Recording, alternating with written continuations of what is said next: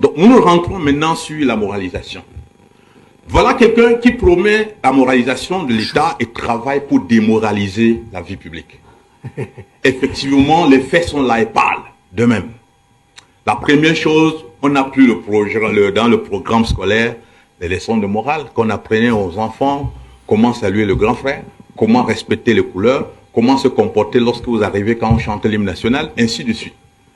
Aujourd'hui, la dépravation de mœurs. Le Cameroun est devenu même l'exemple même de ce genre de dépravation, au point même où l'homosexualité est dans la famille présidentielle. Et tout le monde le voit. Attention, monsieur... Écoutez, ce n'est pas un secret pour personne. Il y a la fille du président. S'il vous plaît. Oui. Quand on parle, vous êtes honorable, vous êtes député. Oui. Quand vous parlez de quelque chose, il faut en avoir des preuves.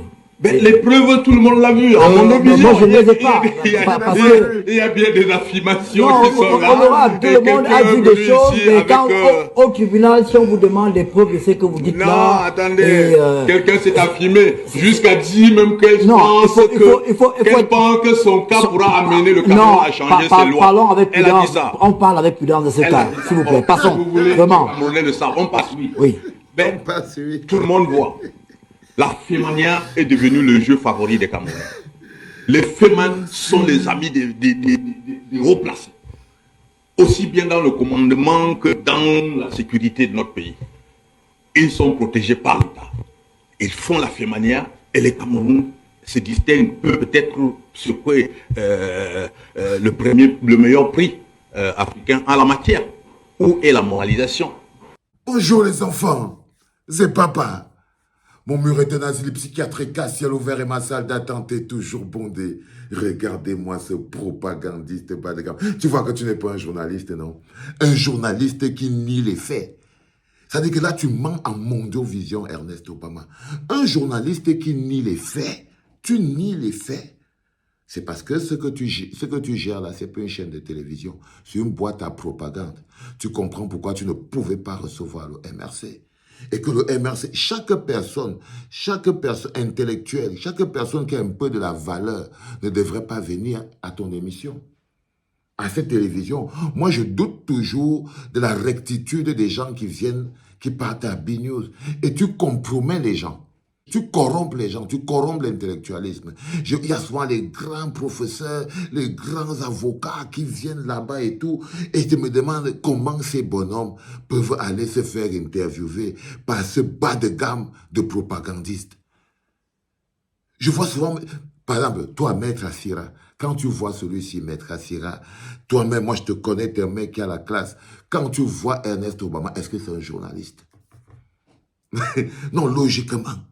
Je prends seulement le cas de toi, Maître Assira, quelqu'un que je ne comprends jamais comment tu te retrouves toujours sur ce plateau à discuter avec Ernest Obama comme un journaliste. Tu es seulement trop poli, mais il te compromet. Il te compromet. Il te corrompt et il te compromet et il se sert de toi pour légitimer la forfaiture de sa boîte de propagande. Et ça vaut pour tous les gens qui partent là-bas à cette chaîne de télévision. Il vous compromet et vous lui servez de couverture pour faire passer sa boîte de propagande pour un média. Mais c'est une boîte de propagande qui appartient au RDPC. Et quand vous allez là-bas, c'est pour ça. Regarde, Maître Assira, il y a les vidéos de Brenda Biya où elle parle même de ces clashs qu'elle a avec ses copines. Et il y a sa vidéo, ses interviews dans les médias internationaux où elle dit qu'elle espère que son cas va servir à faire évoluer les lois et les mentalités au Cameroun. C'est-à-dire que c'est clair et c'est net. Il y a tout ça. C'est partout sur Internet. Il y a même des plus trash. Il y a des plus trash. Il y a ces vidéos personnelles, intimes, qui sont sur Internet, avec ses copines toujours. Avec ses copines toujours, ça a fait le chou gras de toute la presse dans le monde entier. Mais regarde dans quel état il réduit tout un député. Regarde dans quel état il réduit tout un député, Maître Assira. Moi, je préfère que tu sois mon invité sur ce... Parce que si je parle à ce monsieur qui est de Ernest Obama, c'est une perte de temps. C'est une perte de temps. Moi, je ne peux pas parler à ces bonhommes-là. C'est les gens que j'ai surestimés au Cameroun. Lui, c'est une perte de temps. C'est un rien du tout. Mais je te parle à toi parce que je te vois toujours sur ces plateaux de ce monsieur, Maître Assira. C'est-à-dire que là, tu vois qu'il vient de faire passer ses députés pour un idiot. T'as vu, non? Tu vois, non, frérot? Avec que tu es dans le 6h30 de la clinique, tu n'avais pas prévu. Tu n'avais pas prévu, mais tu vois qu'il est en train de faire passer un député de la nation pour un idiot. Il est en train de le faire passer pour un idiot.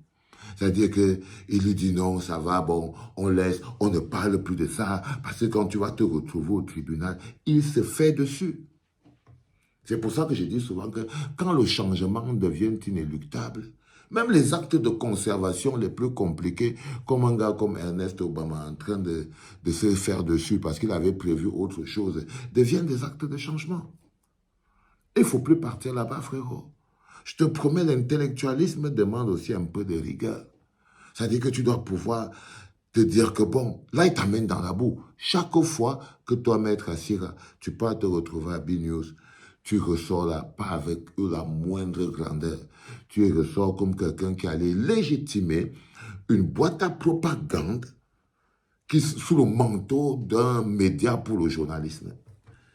D'un média pour le journalisme.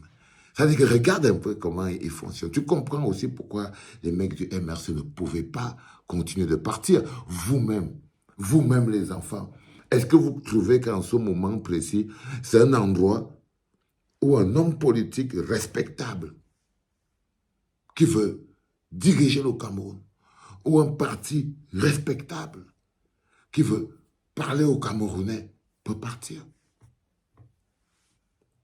Non. Non. Vous tous qui partez là-bas dans sa boîte à propagande, là, vous êtes des faire-valoir. La cible est la même. Maurice Kamto, il veut devenir un média pour pouvoir s'attaquer à Maurice Kamto. Parce que c'est sous le manteau du média qu'ils peuvent faire ce travail. Tout ça, c'est juste pour pouvoir s'attaquer à la même personne. Lui, il n'est pas un journaliste. C'est un propagandiste déguisé en journaliste. C'est tout. Et chaque fois qu'il t'invite là-bas, frérot, il se fout de ta gueule. Il se fout de ta gueule. Allez, les enfants, c'était le 6h. Le tout premier, les enfants. Le tout premier, celui du lundi. Le 6h de la clinique. C'était papa.